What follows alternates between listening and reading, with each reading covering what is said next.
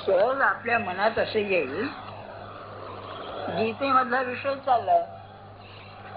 गीतेची सुरुवात काय आहे? युद्धाकरता अर्जुन आला आणि हातपाय लटपटायला लागले. गांडीवम संसते हस्तात त्वक्तैव परिदरी घेते.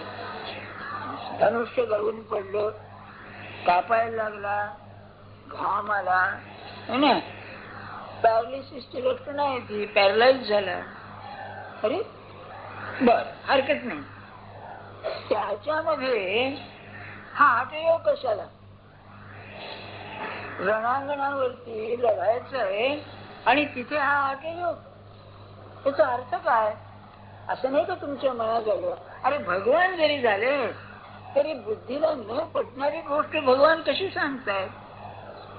आणि भगवंतांनी 1000 भानगडी सांगितल्या म्हणून ज्ञानेश्वर महाराजांनी सांगितलं त्या नाही का? असं तुम्ही साधारण कॉमन सेन्स आहे ना, हे अगदी व्यवहाराचं ज्ञान आहे.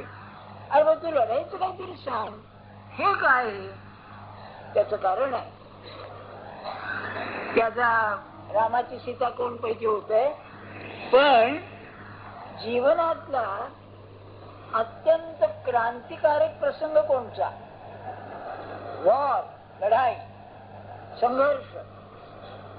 तुम्हाला सांगितलेलं आठवत असेल, ज्ञानेश्वरी सुरुवात झाली तेव्हा की गेल्या 6000 वर्षामध्ये 6000 years of human civilization, माणसाचा जो संस्कृतीचा सगळा हा व्यवहार आहे, 6000 वर्षाचा माहिती आहे आपल्याला. आधीच आहे माहिती नाही आपल्याला, कारण संस्कृती नाही असं माणूसच नाही, बरं का? समाज, मानव समाज म्हटला म्हणजे व्यक्ती, समाज आणि संस्कृती. प्राण्यांना संस्कृती नाही, नुसतं व्यक्ती आणि समाज. माणसाला कल्चर आहे, बरं का? आणि कल्चरचं व्यक्त स्वरूप म्हणजे सुधारणा, सिव्हिलायझेशन, संस्कृती आणि सुधारणा, बरं का? तेव्हा या 6000 वर्षामध्ये एक वर्ष असं नाही की जिथे जगामध्ये युद्ध चाललेलं नाही. एक वर्ष असं नाहीये.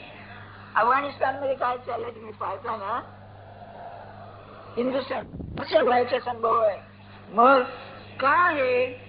त्याचं कारण असं आहे की जसं 2 लहान बहिणी भाऊ असले, मारामारी केल्याशिवाय राहणं शक्य नाही, तसं नवरा बायको भांडल्याशिवाय राहणं शक्यच नाही.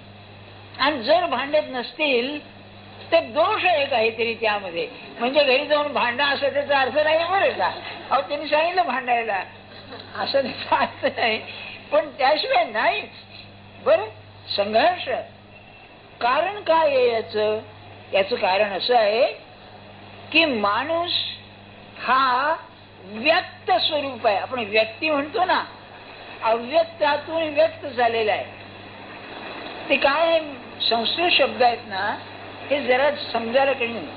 What is potential has become actual.